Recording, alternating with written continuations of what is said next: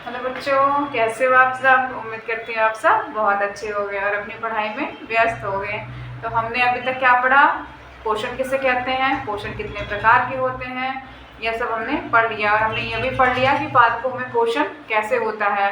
ठीक है, अब आज हम क्या पढ़ने वाले हैं, प्रकाश संश्लेषण। प्रकाश संश्लेषण किसे कहते हैं, जो प्रकाश की उपस्थिति में बने उसको हम क्या कहते हैं, प्रकाश संश्लेषण कहते हैं।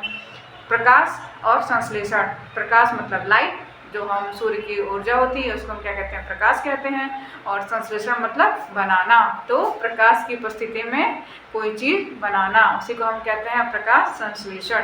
अब प्रकाश संश्लेषण की क्रिया में किन किन चीज़ों की जरूरत पड़ती है, जैसे मान लीजिए आपने कभी चाय बनाया है, अगर नहीं बनाया तो आप जाके बनाना। चाय कैसे बनते हैं, चाय बनाने में हम क्या क्या यूज करते हैं, चीनी भी चाहिए होती है हमें, चाय पत्ती भी चाहिए होती है हमें, दूध भी चाहिए होता है, और हमें क्या चाहिए होता है, गैस, जिस पे हम क्या करते हैं उसको बनाते हैं, केतली। इन सब चीज़ों की क्या होती है, ज़रूरत पड़ती है। तो वैसे ही क्या होते हैं, पौधे भी होते हैं, उन्हें भी क्या चाहिए होता है, जल चाहिए होता है, कार्बन डाइऑक्साइड चाहिए होता है, सूर्य का प्रकाश चाहिए होता है, क्लोरोफिल चाहिए होता है। इन सारी चीज़ों की उपस्थिति में क्या करता है, पौधे अपना भोजन बनाते हैं। पौधे अपना भोजन स्वयं बनाते हैं, सब आपको पता है। और पौधे क्या करते हैं, पौधे क्या लेते हैं, कार्बन डाइऑक्साइड लेते हैं और क्या छोड़ते हैं, ऑक्सीजन। तो ऑक्सीजन जो उनका क्या होता है, वेस्ट मटेरियल होता है। जैसे हमारा वेस्ट मटेरियल हम क्या निकालते हैं, हम कार्बन डाइऑक्साइड निकालते हैं, हमें उसकी ज़रूरत नहीं होती है। वैसे पौधे क्या निकालते हैं, ऑक्सीजन निकालते हैं, जिनका प्रयोग हम करते हैं।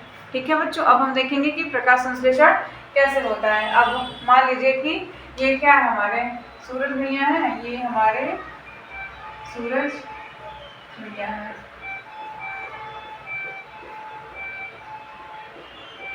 अब इनसे हमें क्या मिलेगा, प्रकाशीय ऊर्जा मिलेगी।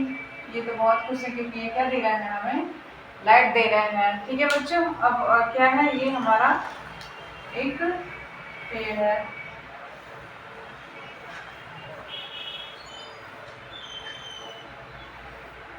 ठीक है बच्चों, ये क्या है, हमारा एक पेड़ है। ठीक है, अब क्या हो रहा है, अब देखिए सूर्य का प्रकाश क्या देगा हमको, प्रकाशीय ऊर्जा देगा, लाइट एनर्जी देगा। ये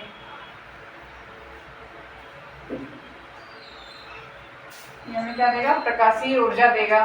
ठीक है, क्योंकि अब इसके पास क्या है, पत्तियां हैं, पत्तियों में क्या होता है, क्लोरोफिल होता है।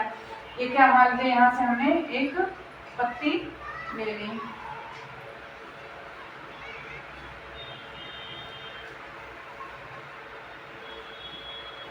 क्या, ठीक है, ये क्या है, हमारी पत्ती है। पत्तियों में क्या होता है, जैसे कि आपको पता है कि पत्तियों में क्या होता है, क्लोरोफिल होता है।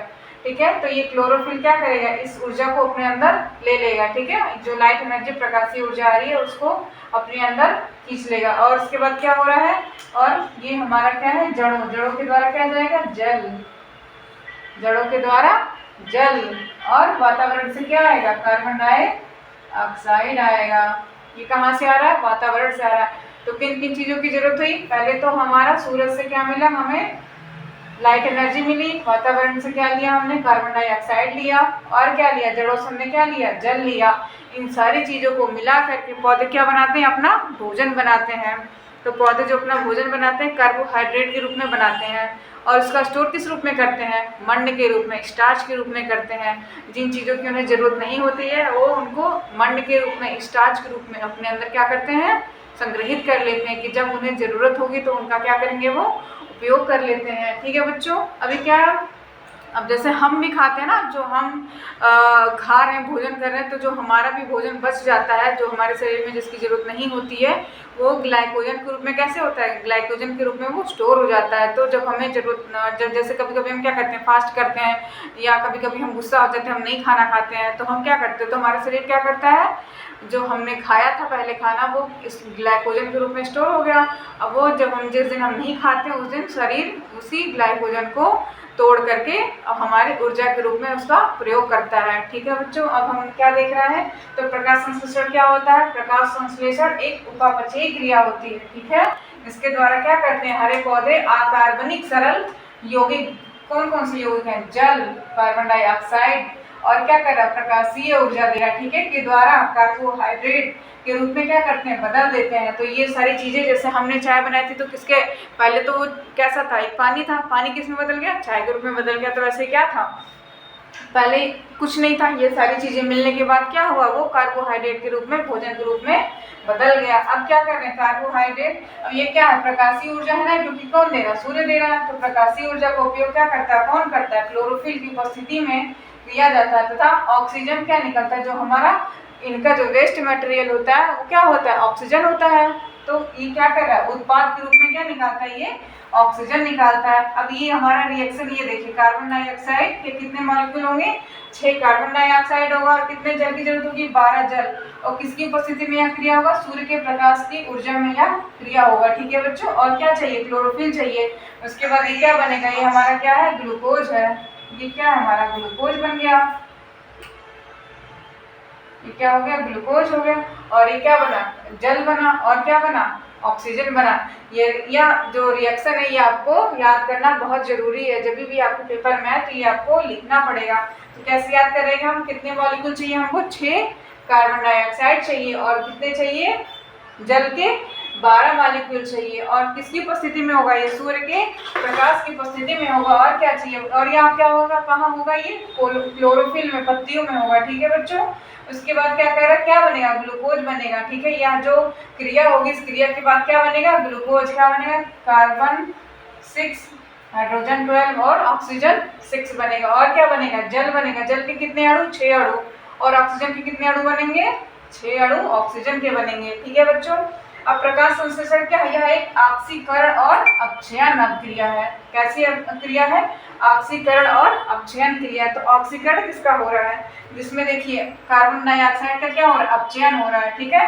कार्बन डाइऑक्साइड का अपचयन हो रहा है, किसके रूप में बनेगा, ये जो हमारा ग्लूकोज बना है, यह किससे बना है, कार्बन डाइऑक्साइड से बना है, ना कि जल से बना है। ये जो हमारा कार्बन डाइऑक्साइड C6H12O6, ये जो हमारा कार्बोहाइड्रेट या ग्लूकोज बना हुआ है, ये किससे का बना हुआ है, ये कार्बन डाइऑक्साइड से ये बना हुआ है। और जल से क्या बनेगा, जल से हमारा ऑक्सीजन बनेगा, ठीक है बच्चों। ये समझ में आया। जो हमारा ग्लूकोज है, जो हमारा C6H12O6 ग्लूकोज है, वो किससे बनेगा, कार्बन डाइऑक्साइड से बनेगा, ठीक है। और जो हमारा जल है, जल से क्या बनेगा, हमारा ऑक्सीजन बनेगा। तो यह कौन सी अभिक्रिया होती है, यह ऑक्सीकरण और अपचयन की अभिक्रिया होती है। मतलब इसमें ऑक्सीकरण भी होगा और अपचयन की भी क्रिया होगी, ठीक है बच्चों। अब क्या कह रहा है कि कार्बन डाइऑक्साइड का क्या होगा, अपचयन होकर के ग्लूकोज बनाएगा, तथा जल क्या करेगा, जल ऑक्सीकरण करके ऑक्सीजन बनाएगा। तो जल क्या करेगा, ऑक्सीकरण करके जल बनाएगा, और कार्बन डाइऑक्साइड क्या बनाएगा, अपचयन करके ग्लूकोज बनाएगा, ठीक है बच्चों। समझ में आया आपको। तो यह क्रिया आपको पता होनी चाहिए, ये आप याद कर लेना। कार्बन C6 CO2 और 12H2O सूर्य के प्रकाश की उपस्थिति में क्या बनाएगा, ग्लूकोज बनाएगा, और जल के 6 अणु और ऑक्सीजन के 6 अणु बनाएगा। तो हम आगे क्या पढ़ेंगे,